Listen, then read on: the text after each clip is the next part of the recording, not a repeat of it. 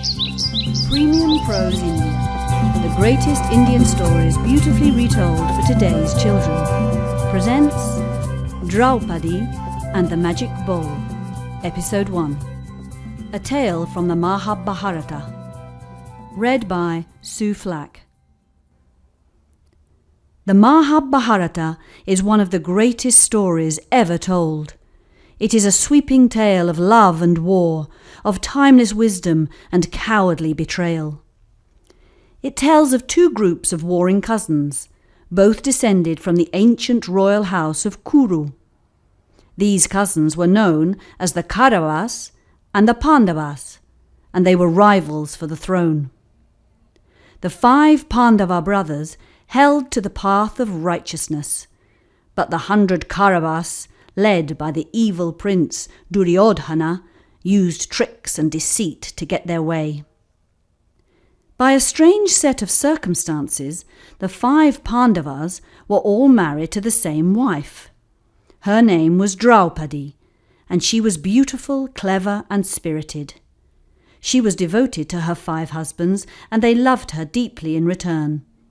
The royal Pandavas valued her intelligent advice, and she managed their household to perfection, ruling wisely over a large retinue of servants, ministers, and other household staff. But when our story opens, the sly Kauravas had tricked the Pandavas out of their inheritance.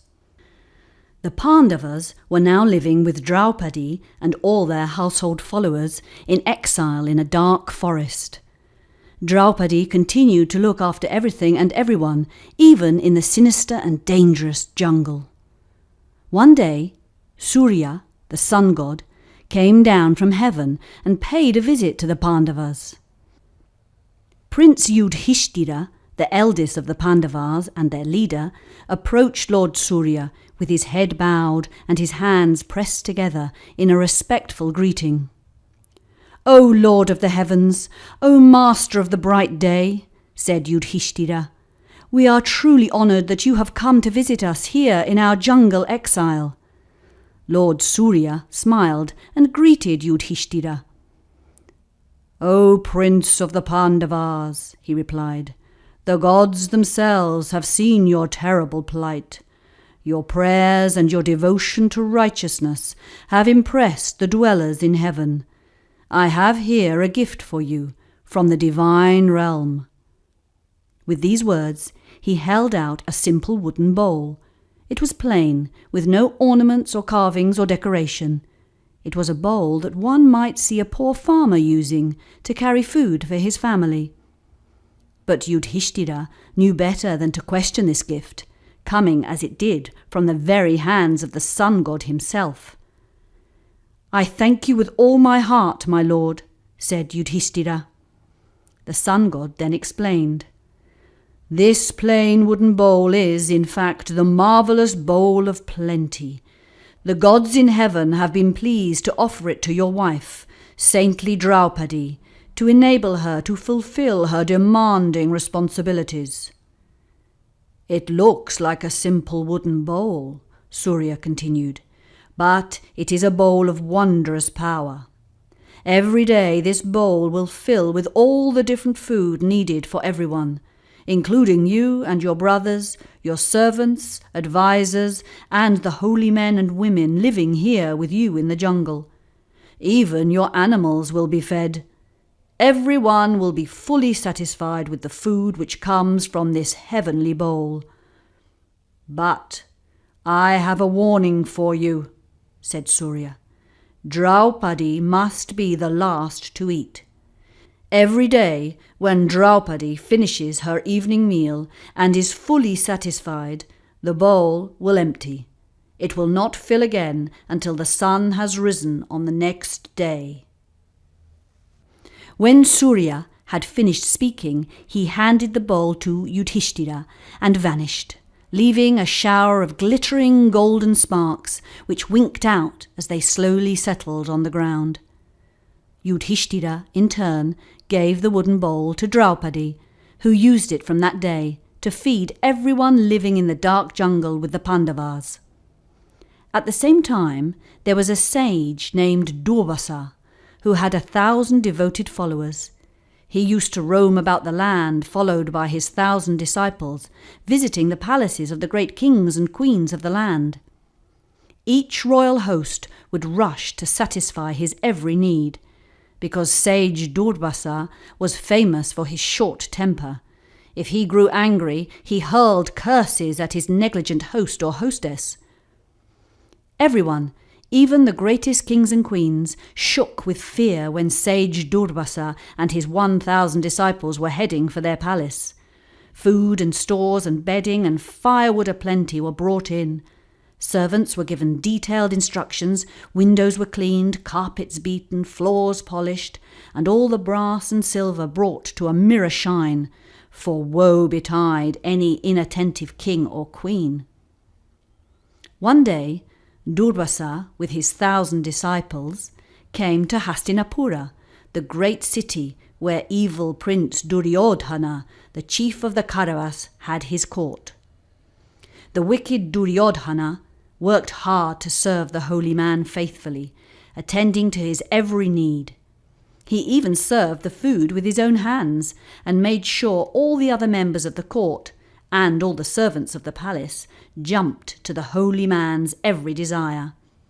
There were beds and wood for sacrificial fires and shady trees where sage Durvasa and his 1,000 disciples could rest during the heat of the day. After a stay of many weeks, Durvasa was very pleased with Prince Duryodhana. "You have served me well, Duryodhana," said sage Durvasa. "Allow me to bestow upon you a gift. What present would you like, O Prince? Ask, and it shall be yours." The crafty Prince Duryodhana had been waiting for this moment. He loathed the Pandavas with black hatred. He feared them with unquenchable terror. He was envious of them with green jealousy. Now he hatched an evil plan to destroy them. He bowed low to sage Durvasa and hid his dark intentions behind the innocent expression on his face. "O great sage, you are indeed the greatest of living holy men. Your visit to my humble dwelling with your 1,000 followers was gift enough," said the deceitful Duryodhana. Durvasa was flattered and insisted that Duryodhana ask for a gift. Prince Duryodhana continued to pretend he wanted nothing else, but finally he said, "O wise one, at least let me ask for a gift, not for myself, but for my dear cousins, the Pandavas. They are living in the dark jungle, and a visit from you and your followers would bring light to their gloomy lives." Here, Duryodhana was especially clever and cruel. Duryodhana knew of Draupadi's magic bowl.